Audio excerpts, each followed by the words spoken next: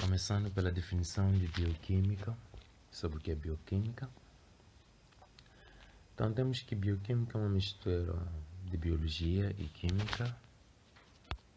Sendo a biologia uma ciência que estuda os seres vivos e química uma ciência que estuda as transformações que ocorrem nas substâncias. Então temos aí que a bioquímica é conhecida como a ciência reducionista, que procura explicar todo o organismo partindo do diminuto, que é partindo a definição do átomo, partindo das coisas pequenas, para explicar como é que o organismo vivo funciona, como é que faz as suas reações químicas.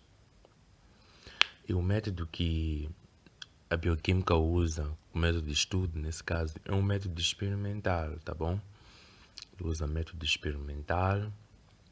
E o objeto de estudo da bioquímica são os processos que ocorrem nos organismos vivos, nesse caso. São os processos que ocorrem nos organismos vivos, nesse caso as reações. Então esse é o objeto de estudo. Temos ciclo biogeoquímico, é um conjunto de transformações que um elemento interage do meio abiótico para um meio biótico, não é? Então, quando o elemento sai de um meio não vivo para um meio vivo, nesse caso, que é o meio dos seres vivos, então esse aqui chama-se ciclo biogeoquímico, ok? Temos um exemplo de água, fósforo, dióxido de carbono, não é? O dióxido de carbono pode sair do meio não vivo, nesse caso da atmosfera ou do solo, sei lá, entra pelas plantas, entra nas plantas, aí começa a fotossíntese, blá blá blá. Então, para ele sair já é um processo. Então, acontece que quando o elemento, nesse caso, passa dos seres vivos, o ciclo é longo, e quando o elemento não passa dos seres vivos, o ciclo é curto. Então, vamos dar uma pulada para alguns compostos orgânicos sintetizados pelo organismo. Nós temos óleos, gorduras, glicerídeos, colesterol. Então, eu vou procurar dar um resumo básico dessas coisas de acordo com as suspeitas. Nem sei se vão acontecer, ok? Então, nós temos aí glicerídeos, bom? Qual a função dos glicerídeos? Os glicerídeos protegem e lubrificam, ok? Temos os fosfolípidos também, que são precursores da síntese de hormona. É muito importante também saber sobre o colesterol, LDL e HDL. Nesses dois tipos de colesterol, nós temos que o tipo de colesterol bom para o organismo é o HDL, claro, né? É HD original, é HDL. Por quê?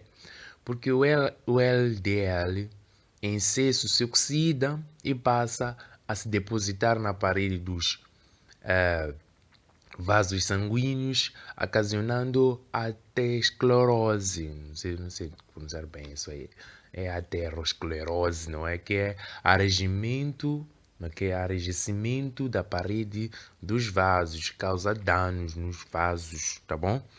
E o HDL serve como um transportador de fosfolípidos e capta o excesso de colesterol do sangue, transportando-os até o fígado, onde serão eliminados juntamente com o bile. Então, ele praticamente elimina o excesso de colesterol no organismo. Ele é muito bom para o organismo. Então, saindo dessas coisas de colesterol, ainda temos a noção básica de que LDL não é bom para o organismo e o HDL é bom para o organismo. As razões já foram dadas. O HDL elimina o excesso de colesterol, enquanto que o LDL causa o aterosclerose, que é o enrijecimento da parede dos vasos, tá bom? Então nós temos aí as proteínas. Proteínas, ok? Tudo que acontece no organismo, a principal função é formar as proteínas. O nosso corpo é uma proteína, a nossa molécula de DNA é uma proteína. Então, é muito importante saber a função das proteínas. Não temos como escapar dessa questão, ok? A função das proteínas: catalisam as reações químicas, ok? Por que catalisam as reações químicas? porque todas as enzimas são proteínas. Então, se você sabe que a enzima são substâncias que servem para acelerar as reações químicas, então você já tem que saber que proteínas catalisam as reações químicas, contando que estamos a falar das enzimas, tá bom? Legal? Isso é bom. Então, reconhece outras biomoléculas, que serve como passaporte. Eles reconhecem que essa substância, essa biomolécula é bem-vinda, essa não é bem-vinda. Então, aquelas que não são bem-vindas, automaticamente são eliminadas. Ou se não forem eliminadas, estás em risco, tá bom? Risco de vida, nesse caso, estás para morrer. Então, temos que eles controlam as funções genéticas. Como? Porque são as proteínas, né? A molécula do DNA é formada por uma proteína. Então, controlam as funções genéticas. A proteína pode ser encontrada de diversas formas, nesse caso. Formas ou estrutura. Não, vamos falar da estrutura exatamente. Temos que as proteínas podem ser encontradas na forma primária, secundária, terciária, tá bom? E quaternária, tá bom? Eu vou debater mais até terciária, não porque eu não quero falar da quaternária, sei lá. É o que eu escrevi, tá bom? Então temos que na estrutura primária dá-nos o número dos aminoácidos e a sua sequência, ok? Ok? Então, dá-nos o número de aminoácidos e a sua sequência. Na estrutura secundária, dá-nos a projeção da molécula no espaço. Não é? Temos a projeção elixir, temos a projeção folha preguida, não é preguida, ou sei lá, esqueci, é preguinhada ou preguida. Ok, é folha, qualquer coisa. Então, nós temos também que na estrutura terciária nos dá, não é? A estrutura 3D da molécula, nos dá as três dimensões, 3D. Tá bom? Eu disse não ia falar da quaternária. Ixi, pois é, eu menti. Então, a quaternária mostra-nos várias estruturas, não é? Como se interligam para ter uma função, essa estrutura quaternária. Então, é muito bom conhecer primária, secundária, terceira, quaternária. A primária nos dá o número dos aminoácidos, a secundária nos dá a projeção da molécula no espaço, então temos projeção elixir, a outra não sei pronunciar bem. A terciária nos dá a estrutura 3D. Terciária, só lembrar, 3D, tá bom? E a quaternária nos mostra como várias estruturas se interligam para terem uma função, ok? Então, nós temos aí essa classificação das proteínas. Isso não é classificação, isso é a estrutura das proteínas, tá bom? E temos que, na classificação das proteínas, nós encontramos as fibrosas e as globulares. Então, é importante conhecer as fibrosas. Não é? São as proteínas da pele, do tecido conjuntivo, do cabelo, da lã, da seda. Não posso dizer, são as proteínas que cobertam, não é? Cobertem os organismos vivos, nesse caso. Nem sempre, nem todos são protegidos pelas proteínas, não é? Então nós temos aí, como viram, pele, não é? Em caso de nós, nós seres humanos. Tecido conjuntivo, conhece, né? Tecido conjuntivo é o tecido líquido, sangue nesse caso. Cabelo é uma proteína, estão a ver, né? Lã, seda, etc, etc. E as globulares permitem a mobilidade, possuem estrutura envolada, não é? Envolada, compacta e tem a função morfológica celular, ok? Também tem a função morfológica celular. Então, eles nos permitem a mobilidade. Então, a palavra-chave aí é que permitem a mobilidade e saber como é que estão, não é? Nesse caso, estava a falar das globulares em forma de envoladas, não é assim? Enroladas, acho que é isso aí. Então não tenho tanta certeza, melhor ver no seu caderno, tá bom? E saindo disso, eu falei da função das proteínas, não é? Então, falando mais das proteínas, nesse caso, falando da molécula do DNA, é importante saber como é que surge essa molécula. Quais são as substâncias que foram se unindo para formar a molécula do DNA. Então nós temos que, quando o açúcar se junta com uma base azotada, nós temos um nucleosídeo. Açúcar mais base azotada, temos nucleosídeo, tá bom? E nucleosídeo mais ácido fosfórico nós temos o nucleotídeo, já temos fósforo aí nessa parada. Estamos perto de ter uma molécula de DNA. Nucleotídeo mais ácido fosfórico, temos o nucleotídeo. Nucleotídeo mais nucleotídeo mais nucleotídeo, até nós temos a molécula do ADN e a molécula do ARN, tá bom? É ARN, exato. Então é importante conhecer a diferença da molécula do ADN e molécula do ARN. Então, a diferença desses dois está no açúcar, está na base, não é? Na base, nesse caso, a base é o açúcar, não é? Sim. Nesse caso, é o açúcar. A diferença está no açúcar. O açúcar do ADN é desoxirribose. É formada por 5 moléculas de carbono, 10 moléculas de hidrogênio e 4 moléculas de oxigênio. Muito importante conhecer isso. E a ribose, nesse caso, ácido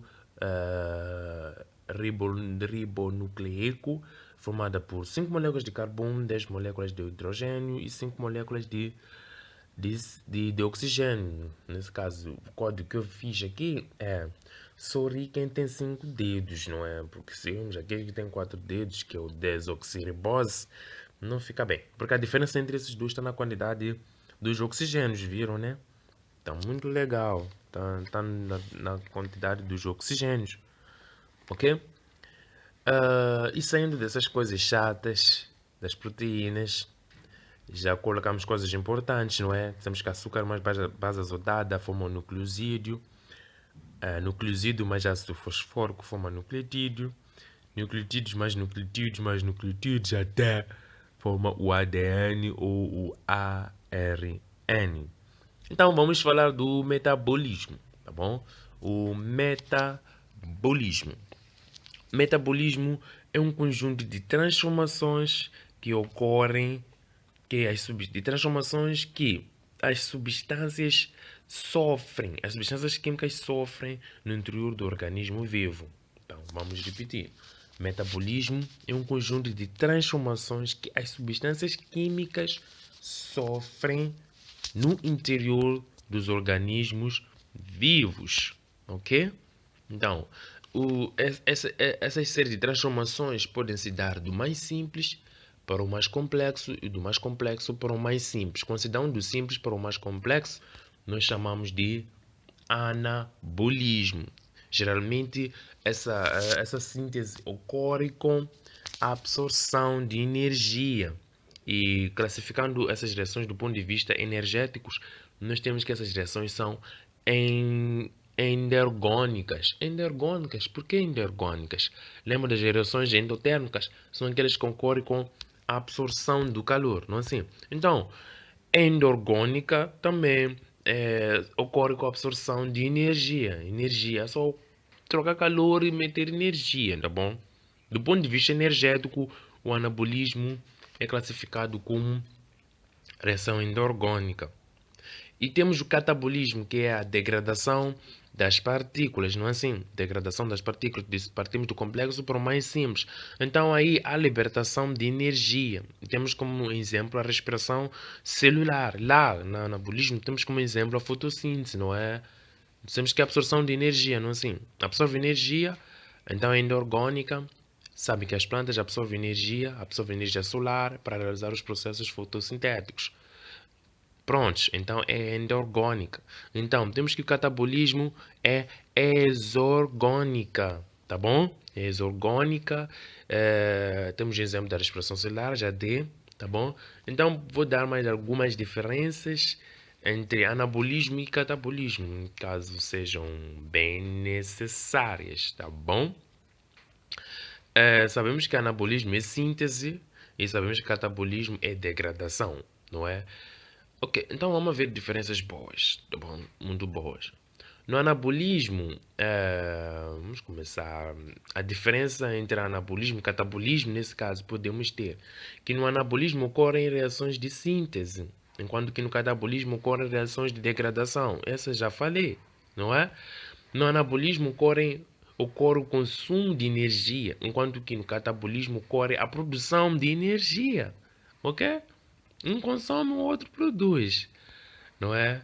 No anabolismo ocorre a produção de moléculas complexas como proteínas, enquanto que no anabolismo há a produção de moléculas simples, ok? Há uma confusão. No anabolismo ocorre a produção de moléculas complexas, não é como as proteínas, enquanto que no catabolismo há a produção de moléculas simples, como os aminoácidos. Proteína é uma molécula complexa, não é? Como está lá no catabolismo, se degradando, vai formando moléculas simples, nesse caso vai formar. Então é impossível, vai formar os aminoácidos, porque proteína é formada por uma série de aminoácidos, não é assim?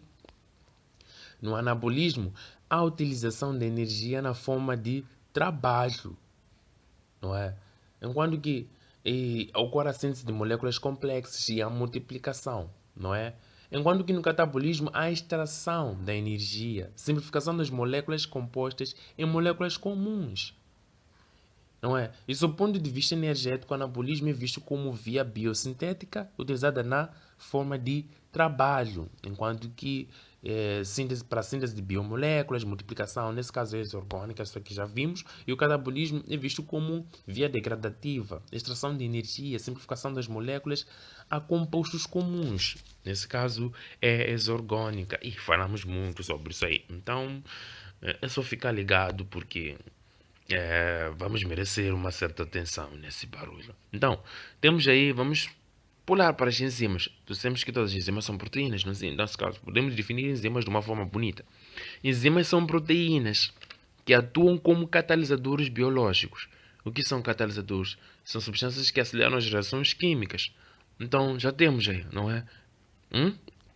Já temos o barulho. Classificação das enzimas. As enzimas podem ser simples ou conjugadas, nesse caso. As conjugadas encontramos, para além de proteínas, tem uma outra substância. Por isso são conjugadas. Para além das proteínas, tem outras substâncias. Enquanto que as simples é somente a própria enzima, somente isso, tá bom? Não há outras substâncias.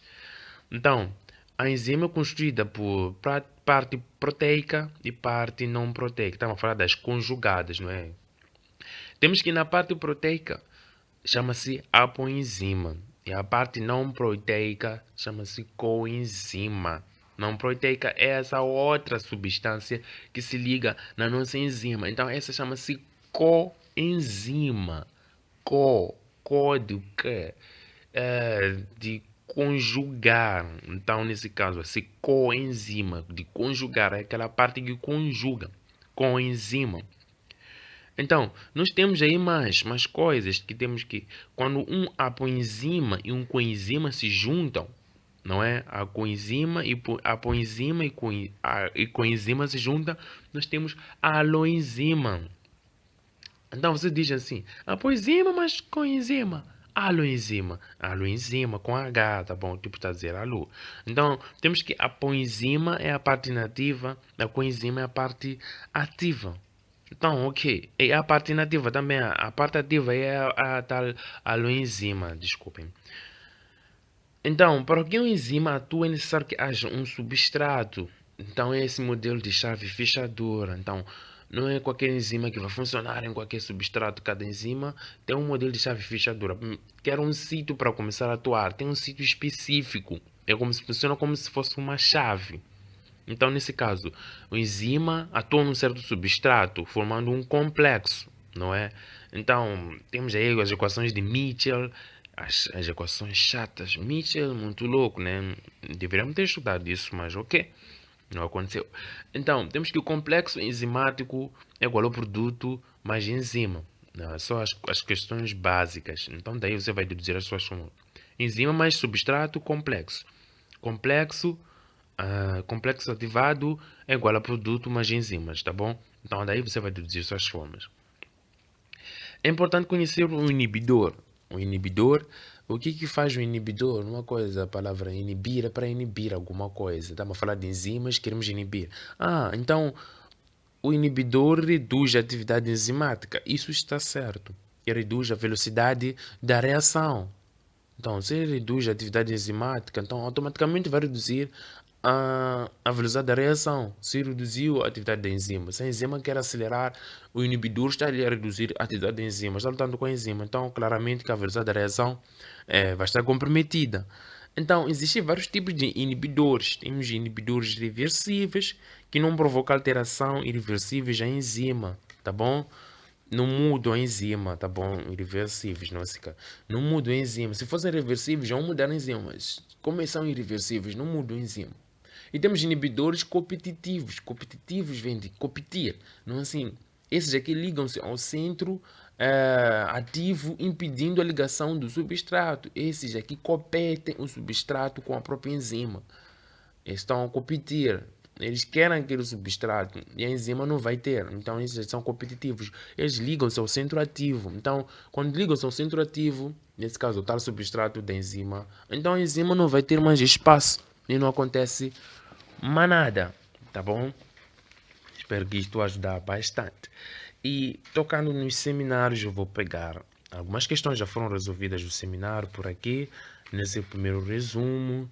Então, tocando nessas coisas, nós temos aí no seminário. A bioenergética é um conjunto de reações redox, não é? Que ocorrem no organismo, quer no processo. Não, vamos fazer uma definição boa. Bioenergética é um conjunto de reações redox que ocorrem no organismo, que constituem a unidade fundamental da célula, bem como nas reações energéticas. Ou podemos mandar assim: bioenergética é um conjunto de reações redox que ocorrem no organismo, bem como nas reações energéticas. Porque o que nos interessa é a primeira parte. Bioenergética é um conjunto de reações redox que ocorrem no organismo. Só. Isso aí já chega. Se você quiser aumentar, aumenta, mas isso são palavras-chave. Ciclo bioenergético, não é? Estuda diferentes processos que promovem a transformação da energia em sistemas vivos com base nas leis da termodinâmica. Então vamos ver bem essas leis da termodinâmica. Não é? É importante conhecer essas leis, duas leis da termodinâmica.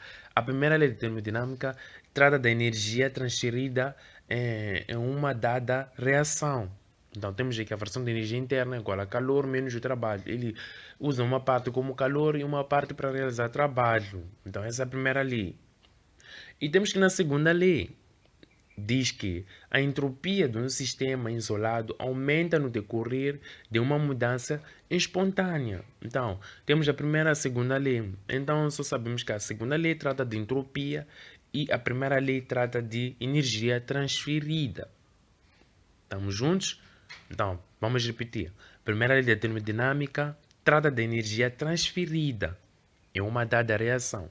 A segunda lei da termodinâmica trata da entropia de um sistema isolado, diz que aumenta no decorrer de uma mudança espontânea. Ok? Então já sabemos o que é bioenergética, com os ciclos bioenergéticos. E então vamos agora entender a oxidação biológica, porque falamos das equações redox, não é? Dizemos que a bioenergética é um conjunto de reações redox. Então, o que é essa tal coisa de oxidação biológica? Ok. Oxidação biológica é a transferência de eletrões e prótons de um substrato dador para o receptor. Tá bom? Então já sabemos muito, tá bom? E daí vamos definir o que é calor. Calor é energia térmica em trânsito, não é? Calor passa. Pá. Calor é energia térmica em trânsito. Temos entropia, é uma medida de desordem das partículas. De acordo com a segunda lei da termodinâmica, já vimos, né? A segunda lei trata de entropia. Energia livre é entalpia, não é? Energia livre é entalpia menos o produto da temperatura e entropia. Ok? Então daí você vai se safando. Não deu para resolver as últimas partes porque é pá, sono, né? Mas essas são suficientes. Caso não tenha se inscrito, se inscreva. Essa é uma preparação de bioquímica. Eu também vou assistir bastante porque ainda não fiz o exame. Quem sabe eu vou fazer as duas épocas também, ou a primeira ou a segunda. Então é isso aí, colegas. Vamos estudar, ok? É muito ruim estudar tudo esse barulho. Mas é muito bom, faz bem para a vista, porque estamos a estudar o que está dentro de nós. Acho que os olhos é a primeira vez que vão agradecer. Então é isso. Se subscreva caso eu não tenha se inscrito. Eu vou te dizer lá na faculdade que eu fiz isso, então você terá que vir escutar aqui minha voz ruim. Até mais.